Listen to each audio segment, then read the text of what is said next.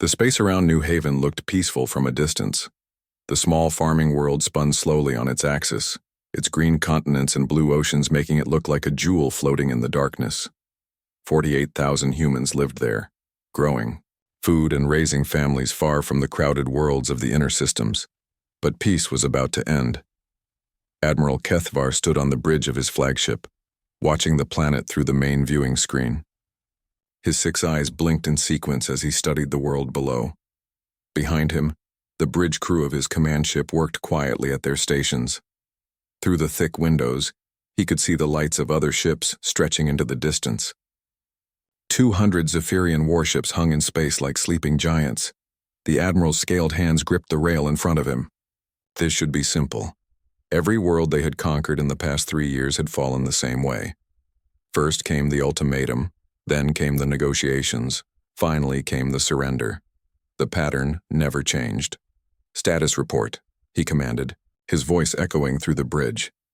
Sub-Admiral Velthar approached from the communications station. Her blue skin was marked with the scars of many battles. "The ultimatum was sent to the human colony 6 hours ago, Admiral. We have received their response." "And?" Kethvar turned to face his second-in-command. "They declined our offer to surrender." The Admiral's mandibles clicked together in annoyance. "Declined? What exactly did they say?" Velthar consulted her datapad. The message was brief. Quote, "Negative. We decline your offer." End quote. "That's all?" "Yes, Admiral. No request for negotiation, no threats, no attempts to contact their government for help." Kethvar walked to the tactical display in the center of the bridge. The holographic image showed New Haven surrounded by red dots representing his fleet. The planet itself showed no military installations, no orbital defense platforms, no hidden weapon systems. Their intelligence had been correct. This was a farming world with no defenses. "Perhaps they don't understand the situation," suggested Commander Hickstel from the weapons station. 48,000 civilians against 200 warships. Maybe they need time to think. Or maybe they're buying time while help arrives, Velthar added. "Have our long-range sensors detected any human military vessels approaching?" The sensor officer, Lieutenant Karvesh, checked his instruments. "Negative, Sub-Admiral. No ships within 3 light years of this system. No energy signatures suggesting incoming vessels. No subspace communications requesting assistance." Admiral Kethvar studied the display more carefully. In his 40 years of military service, he had conquered 17 worlds. He understood how these situations worked. When faced with overwhelming force, civilized species followed predictable patterns. They evacuated their civilians, they called for help. They tried to negotiate, they prepared defenses. The humans were doing none of these things. "Sir," called the communications officer, "we're receiving a transmission from the planet." "Put it through." The main screen flickered and showed a human face. The being had pale skin and brown hair, with the small eyes typical of his species. He wore a simple blue uniform with no military decorations. "This is Captain Jake Morrison of the United Nations ship Defiant. I'm speaking for the colony of New Haven." Admiral Kethvar stepped forward. "I am Admiral Kethvar of the Zephyrian Third Fleet. You have received our ultimatum. Do you wish to discuss terms of surrender?" The human's expression didn't change. "No, Admiral, we've made our position clear. We're not surrendering." "Captain Morrison, I have 200 warships. You have a farming colony with no defenses. Surely you can see that resistance is impossible." "I can see your ships, Admiral. Impressive formation." "Then you understand your situation." "I understand it perfectly." The human paused. "We're sending one ship to resolve this matter." The bridge fell silent. Admiral Kethvar blinked all 6 eyes rapidly. "Excuse me?" "One ship, the UNS Defiant, will be with you shortly." The transmission ended. The main screen returned to showing the peaceful planet below. Sub-Admiral Velthar was the first to speak. "Did he say one ship?" "That's what I heard," Admiral Kethvar replied slowly. Commander Hickstel laughed, a sound like grinding stone. "One ship? Against our entire fleet? These humans must be insane." "Or desperate," suggested Velthar. "Perhaps it's a suicide attack." A last gesture of defiance. Lieutenant Karvesh looked up from his sensor station. "Sir, I'm detecting a ship leaving the planet's surface. It's heading our way." On screen, the image changed to show a single vessel rising from New Haven's atmosphere. It was larger than a fighter but smaller than a battleship. The design was unfamiliar, with smooth lines and strange projections along its hull. "Analysis," ordered the admiral. "It appears to be a modified heavy cruiser," reported the tactical officer. "Length approximately 400 meters. Mass roughly 50,000 tons. Energy signature suggests standard fusion power plant. Weapon systems appear conventional. Crew complement? Estimated 40 to 50 beings based on ship size." Admiral Kethavar stared at the approaching vessel. 50 humans against his fleet of 200 ships and 40,000 crew members. The odds were so ridiculous they weren't worth calculating. "Sir," said Velthar quietly, "this has to be a trick. Maybe they're buying time while help arrives. Or perhaps this ship carries some kind of super weapon." "Continue scanning," Kethavar ordered. "I want to know everything about that vessel." The minutes passed slowly as the human ship approached. Long-range sensors found no hidden weapons, no unusual energy signatures, no signs of advanced technology. It was exactly what it appeared, to be one small ship carrying a handful of humans. "Admiral," called the communications officer, "the human ship is requesting permission to dock with our flagship." "They want to board our ship?" "Yes, sir. Captain Morrison requests a face-to-face meeting." Admiral Kethavar considered this. In his experience, desperate enemies sometimes tried personal attacks when military options failed. But 50 humans against his entire crew? It would be suicide. "Grant permission," he decided, "but maintain full security protocols. I want to understand what these humans are thinking." As the human ship approached the massive Zephyrian flagship, Admiral Kethavar couldn't shake the feeling that he was missing something important. The humans weren't acting like any enemy he had faced before. They showed no fear, no desperation, no recognition of their impossible situation. Instead, they seemed almost confident. The thought sent a chill through the Admiral's scaled skin. In 40 years of conquest, he had learned to recognize many emotions in his enemies. Fear he understood. Anger he expected. Desperation he had seen countless times. But confidence? That was something new. And in his experience, confident enemies were the most dangerous kind. The UNS Defiant moved through space with steady purpose. On the bridge of the human ship, Captain Jake Morrison sat in his command chair, watching the Zephyrian fleet grow larger on the main screen. The alien vessels looked like metal mountains, floating in the darkness, their hulls bristling with weapons and sensor arrays. "Distance to the flagship?" Morrison asked calmly. 2,000 kilometers and closing," replied Lieutenant Amy Walsh from the navigation station. Her fingers moved across the controls with practiced ease. "They've cleared a docking port for us on their port side." "Good. Lisa, how are those scans coming along?" Dr. Lisa Carter looked up from her science station, her blonde hair tied back in a simple ponytail. She had been studying the alien ships for the past hour, her instruments recording every detail. "Almost finished, Captain. These Zephyrians really like their patterns." "What kind of patterns?" "Everything. Ship formations, shield frequencies, weapon signatures, communication protocols. They've standardized everything across their entire fleet." Lisa smiled slightly. "It's actually quite impressive from an organizational standpoint." Morrison nodded. "And from a tactical standpoint?" "Well, that's a different story entirely." Across the bridge, Chief Engineer Ryan Brooks worked at his station, making final adjustments to the ship's systems. His hands moved quickly over the controls, implementing modifications that had taken months to design. The Defiance engine readings fluctuated as he rerouted power through new pathways. "How much longer, Ryan?" asked Commander Nicole Torres from the weapons station. Her dark eyes focused on her displays, tracking the energy signatures of 200 alien warships. "Another 20 minutes, Ryan replied without looking up.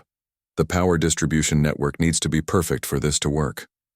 Meanwhile, aboard, The Zephyrian flagship, Admiral Kethvar paced his bridge like a caged animal. The human ship continued its approach, showing no signs of hostile intent. His tactical officers had been scanning the vessel for hours, finding nothing that explained. The human's confidence. "Sir," called Lieutenant Karvesh from sensors, "I'm detecting unusual energy patterns from the human ship." "What kind of patterns?" "Their power grid is fluctuating in ways I've never seen before. It's like they're rerouting energy through their entire ship, but I can't determine why." Sub-Admiral Velthar joined the Admiral at the center of the bridge. "Could they be preparing some kind of weapon?" "Possibly, but our scans show nothing beyond standard armament. A few missile tubes, some beam weapons, point defense systems, nothing that could threaten even one of our ships, let alone the entire fleet." Admiral Kethavar studied the tactical display. The human ship was a tiny dot surrounded by the massive formation of his fleet. By every measure of military strength, this should be over before it began. But something felt wrong. "Admiral," interrupted the communications officer, "the human ship is broadcasting on all frequencies." "All frequencies?" "Yes, sir. Open transmissions. They're not even trying to encrypt their communications." "Put it through." The bridge speakers crackled to life with a clear human voice. It was a female, speaking in calm, measured tones. "This is Dr. Lisa Carter of the UNS Defiant, broadcasting to all Zephyrian vessels. We've completed our analysis of your fleet composition and tactical systems. The data is quite fascinating." Admiral Kethvar exchanged glances with his officers. "Are they sharing intelligence with us?" The human voice continued. "Your standardized approach to fleet organization shows remarkable efficiency. Ship class designations Alpha through Epsilon, each with identical power systems, shield generators, and weapon configurations. Networked communication systems allow for coordinated attacks and shared defensive protocols." "How do they know all this?" whispered Commander Hickstel. "Fleet formation follows classic Zephyrian doctrine," Dr. Carter's voice went on.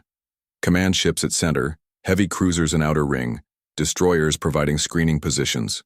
Shield frequencies are harmonized to prevent interference between vessels." Sub-Admiral Velthar felt a chill run down her spine. "This information, it's completely accurate. They know our systems better than some of our own officers." "Your tactical doctrine appears to be based on overwhelming force and coordinated assault," the human continued. "Very effective against conventional enemies. However, there are some interesting vulnerabilities in this approach." Admiral Kethvar stepped forward. "What vulnerabilities? How could they possibly know?" The broadcast paused for a moment, then resumed. "We've been studying your conquest pattern for several months.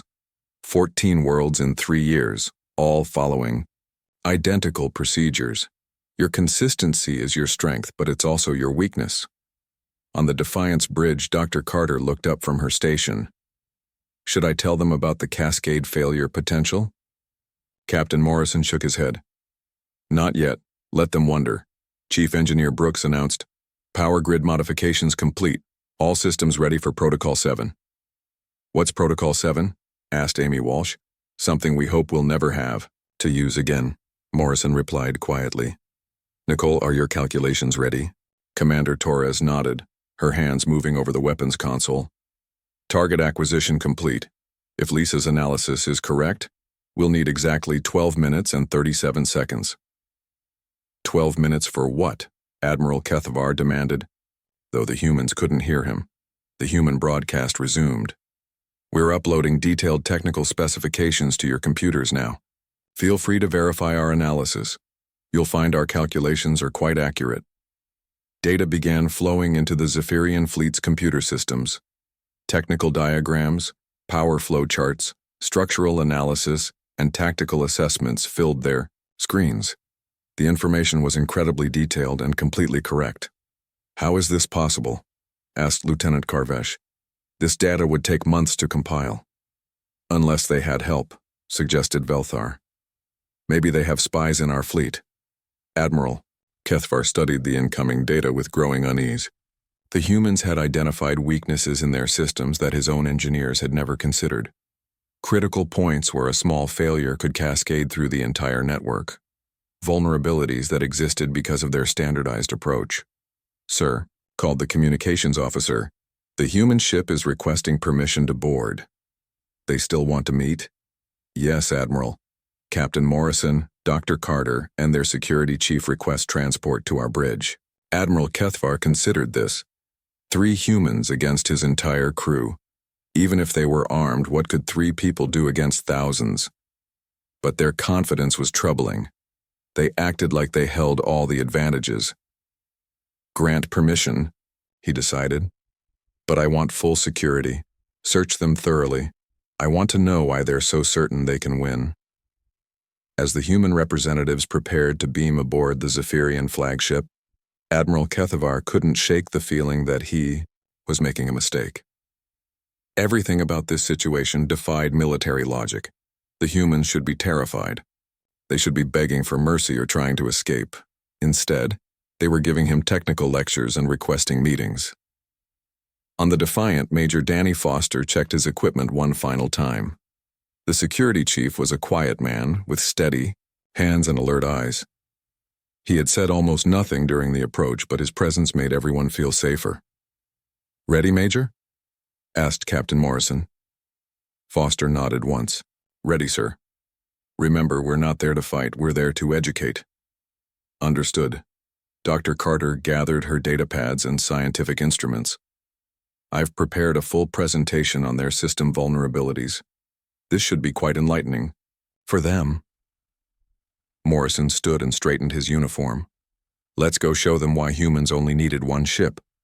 As the 3 humans prepared to transport to the alien flagship, Ryan Brooks made final adjustments to the Defiance systems. Commander Torres ran through her targeting calculations one more time. Lieutenant Walsh monitored the positions of all 200 enemy ships. Everything was ready. The humans had studied their enemy, understood their weaknesses, and prepared. Their solution. Now came the education phase. Admiral Kethvar was about to learn why confident enemies were the most dangerous kind of all. The transport beam faded, leaving 3 humans standing on the bridge of the Zephyrian flagship. Captain Jake Morrison looked around the alien bridge with calm interest. The ceiling stretched high above them, designed for beings much taller than humans. Strange symbols glowed on the walls, and the air smelled of metal and something sweet. Admiral Kethvar approached the humans, his 6 eyes studying them carefully. Up close, they looked even smaller than he had expected. The captain was average height for a human, with short brown hair and steady blue eyes. The female scientist carried several datapads and instruments. The 3rd human, obviously their security chief, stood slightly behind the others and said nothing. "Welcome aboard the Zarthek," Admiral Kethvar said, using the formal greeting of his people. "I am Admiral Kethvar, commander of the 3rd Fleet." "Thank you for having us," Morrison replied politely. "I'm Captain Jake Morrison. This is Dr. Lisa Carter, our chief science officer, and Major Danny Foster, our security chief." The Zephyrian guards had searched the humans thoroughly before allowing them on the bridge. They carried no weapons, no explosives, no dangerous technology, just datapads, scientific instruments, and what appeared to be a small recording device. "Please sit."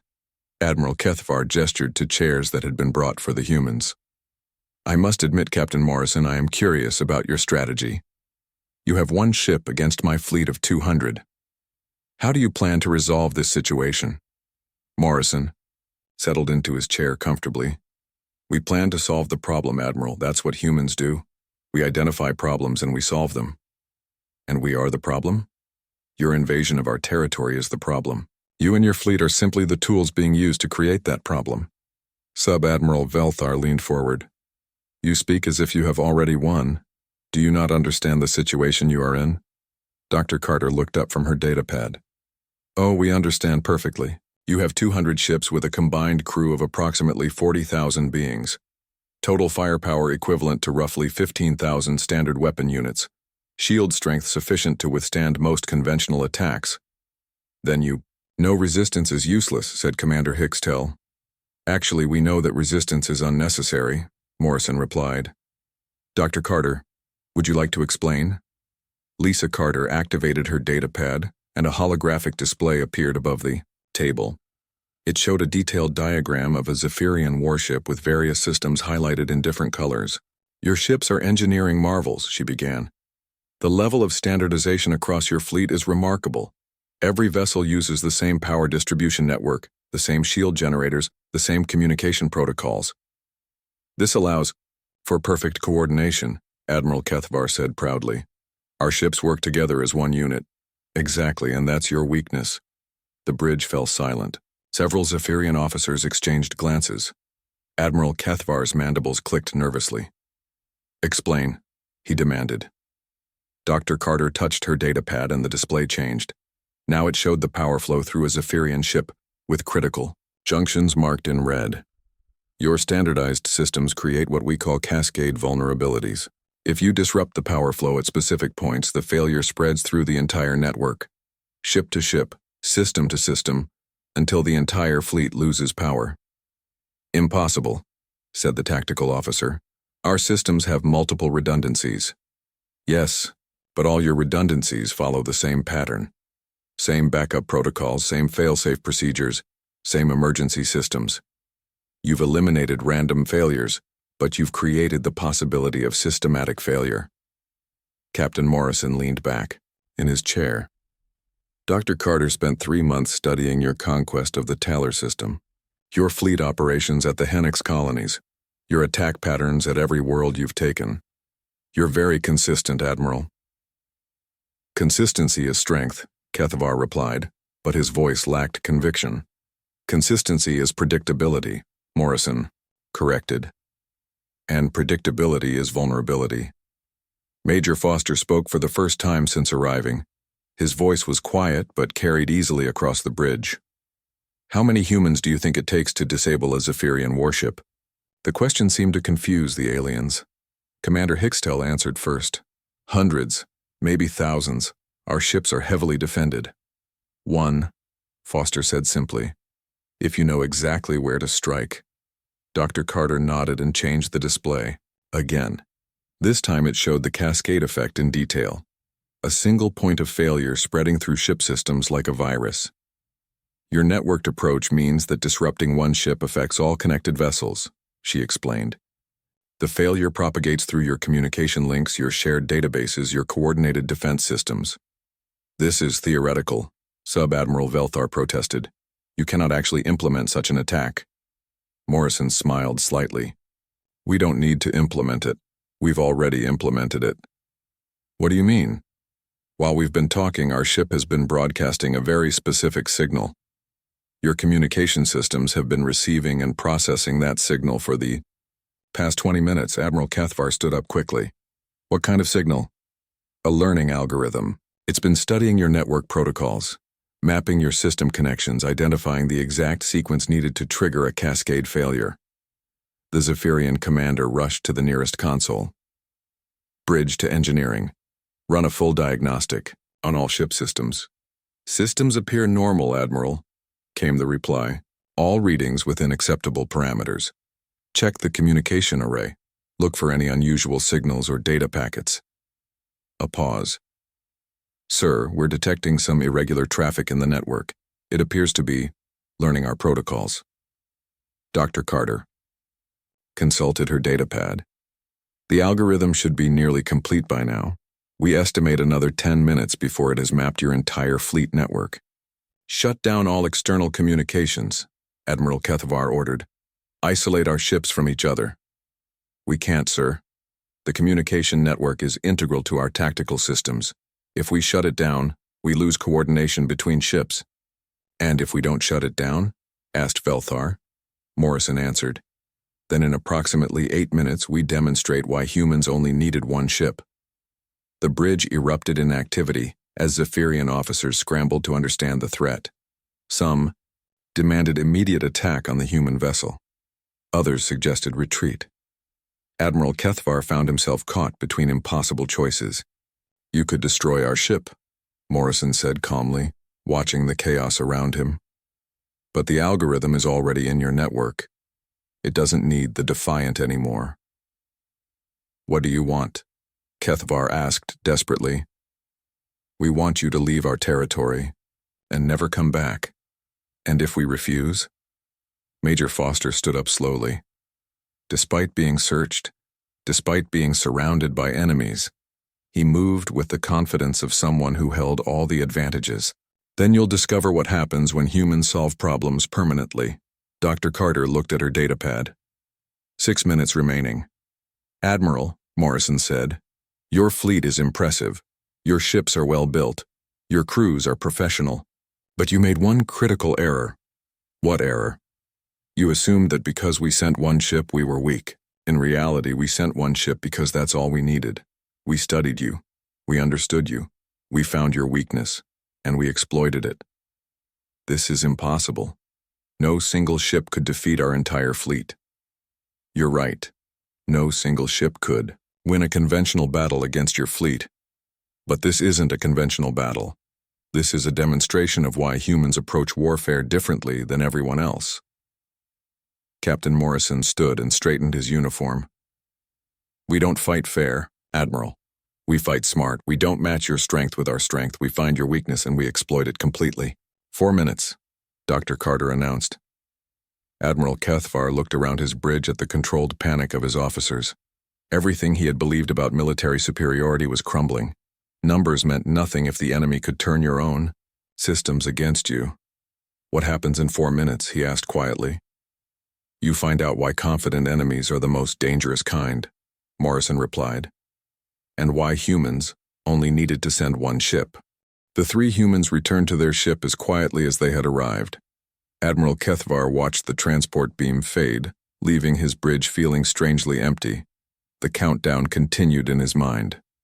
3 minutes, 2 minutes, 1 minute. All ships prepare for immediate attack on the human vessel, he ordered desperately.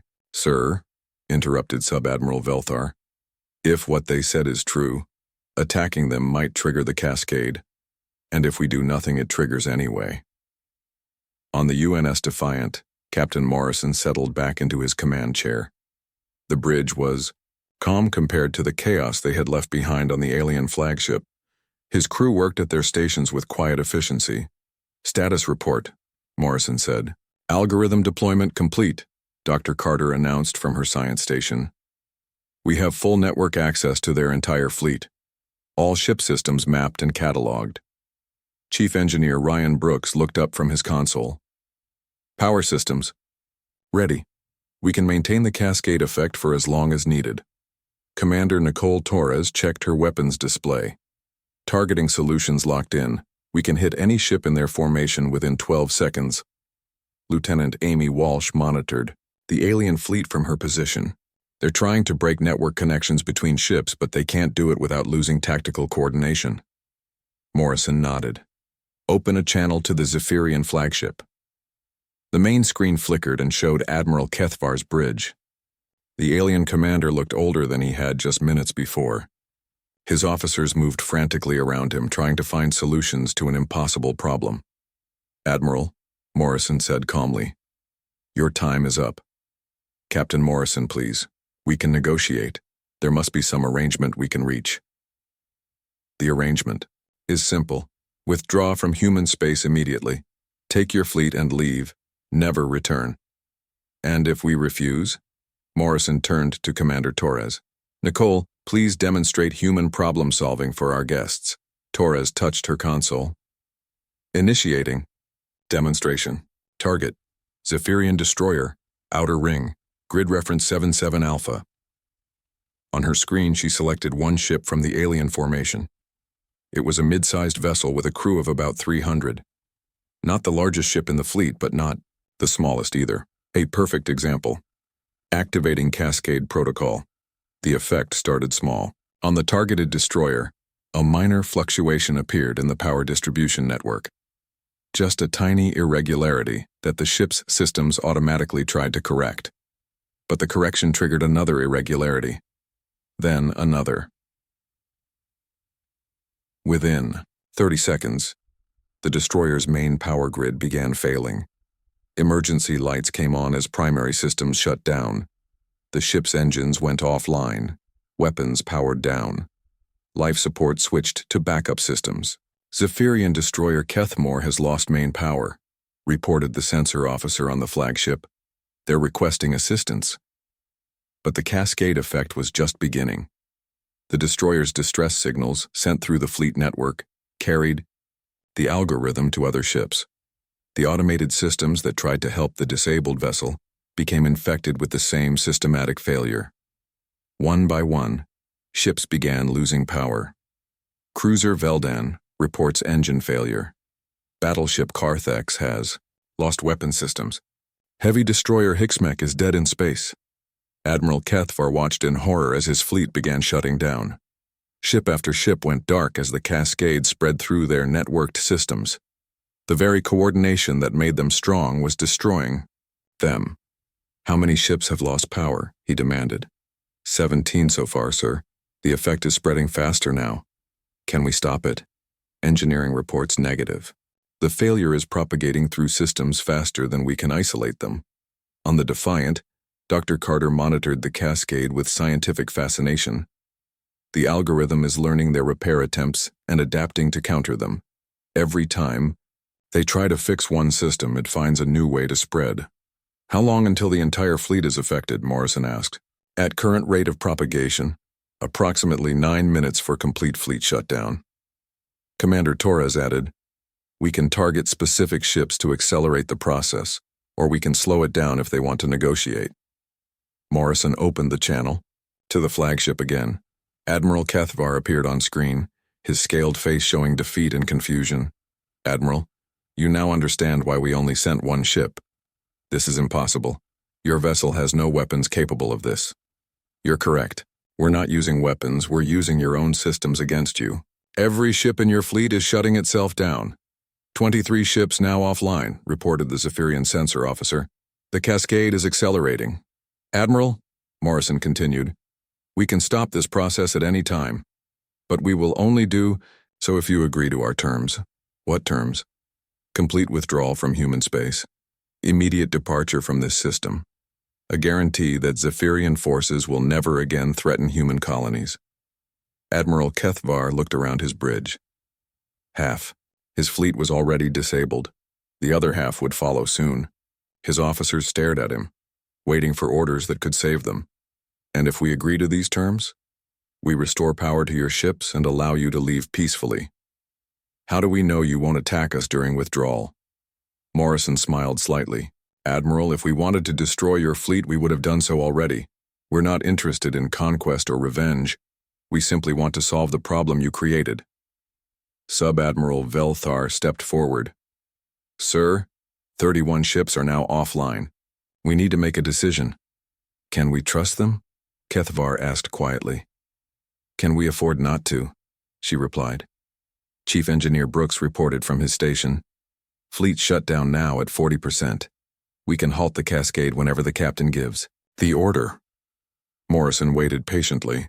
He could see the struggle on the alien commander's face. Admiral Kethvar had spent his career believing in the power of superior force.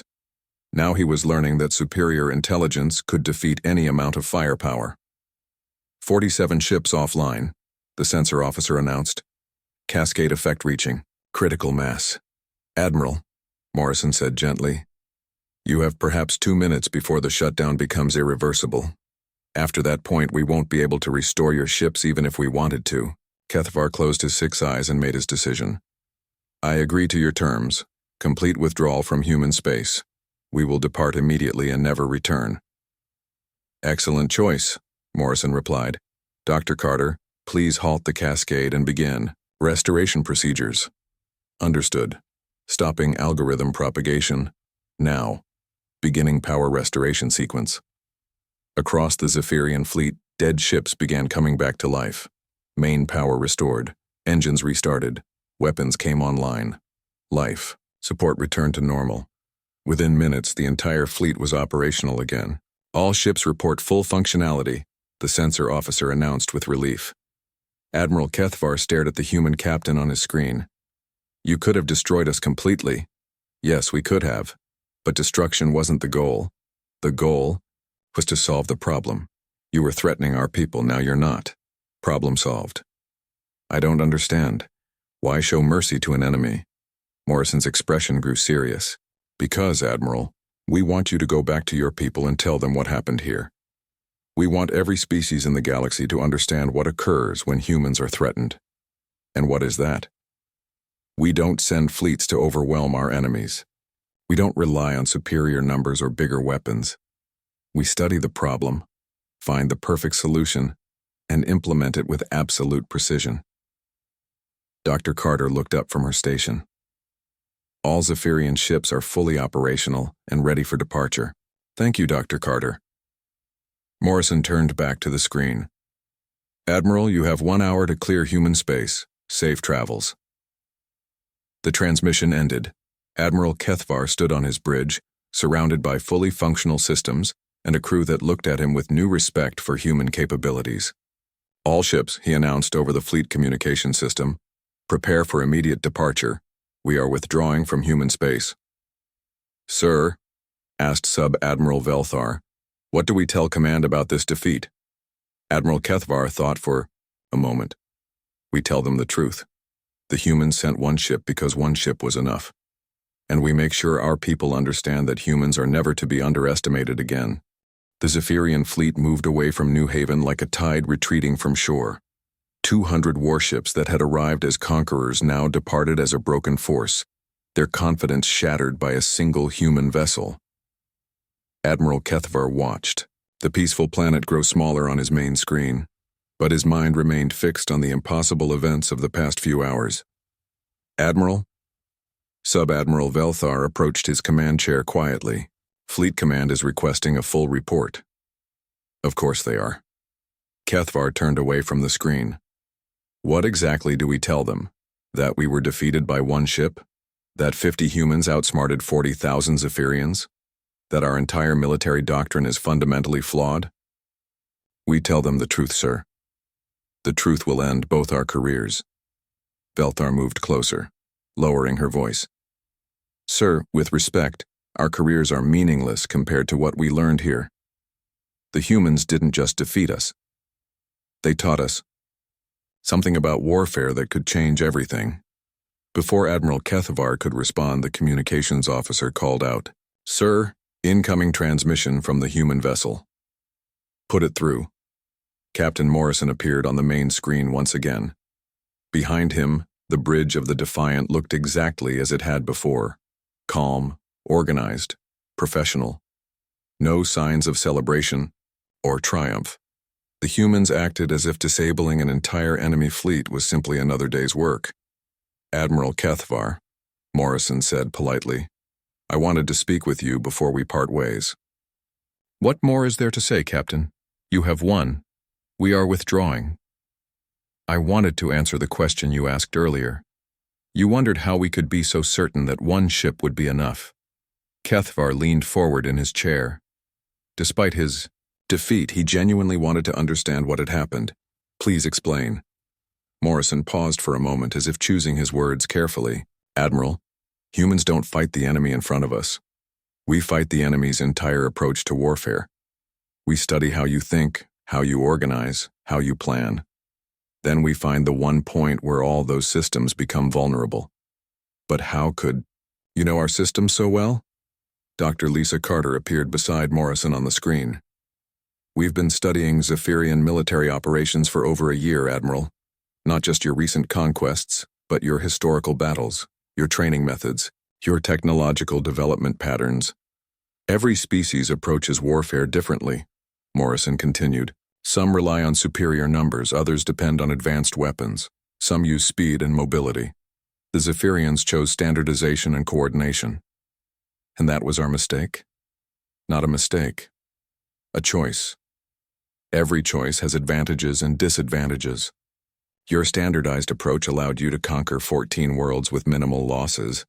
Very impressive. But Kethvar could hear the coming criticism, but it also meant that once someone understood your pattern, they could predict your weaknesses. Dr. Carter spent months studying your conquest of the Taylor system. She analyzed every ship movement, every communication protocol, every tactical decision. Dr. Carter nodded. The pattern was consistent across all your operations. Same formations, same procedures, same vulnerabilities. Once we mapped one Zephyrian fleet, We understood them all. Admiral Kethavar felt a chill run through his scaled body. How many other species have you studied this way? Every major military power in this region of space, Morrison replied matter-of-factly. The hegemony, the collective, the Free Worlds Alliance. We maintain detailed files on everyone's capabilities and weaknesses. In case you need to fight them. In case we need to solve problems they might create. Sub-Admiral Velthar spoke up, from beside the Admiral's chair.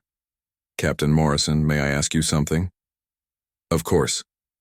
Why didn't you simply destroy our fleet? You clearly had the capability. Morrison's expression grew thoughtful. Because destruction doesn't solve the real problem, Sub-Admiral. If we had destroyed your fleet, the Zephyrian Empire would have sent another one, then another. The cycle would continue until one side was completely defeated. And this way,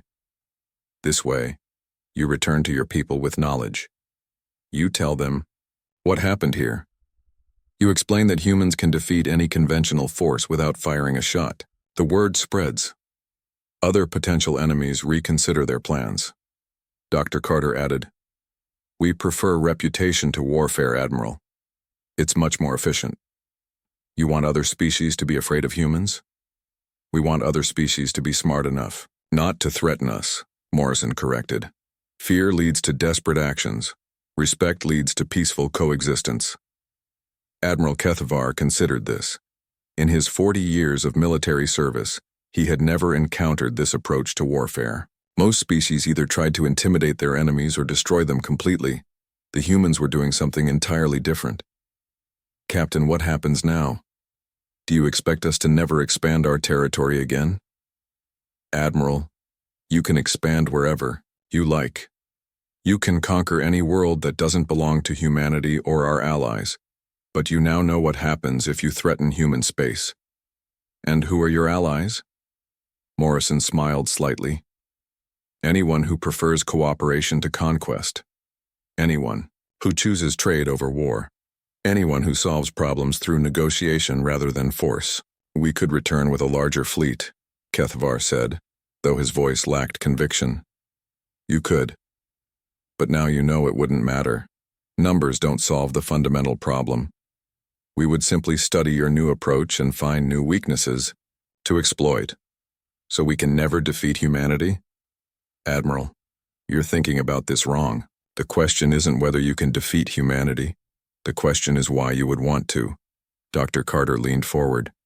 Your people are excellent engineers and organizers. You've built an impressive civilization. Why not focus on growth through cooperation instead of conquest? Because conquest is what we know, Velthar said quietly. Then perhaps it's time to learn something new, Morrison suggested. Humans went through the same process centuries ago. We learned that cooperation is more profitable than conquest in the long run. Admiral Kethavar looked around his bridge at his officers. They were listening to this conversation with obvious interest. Many of them were young, part of a generation that had known only military expansion. Captain Morrison, what would you recommend for the Zephyrian Empire? Find problems that need solving and solve them.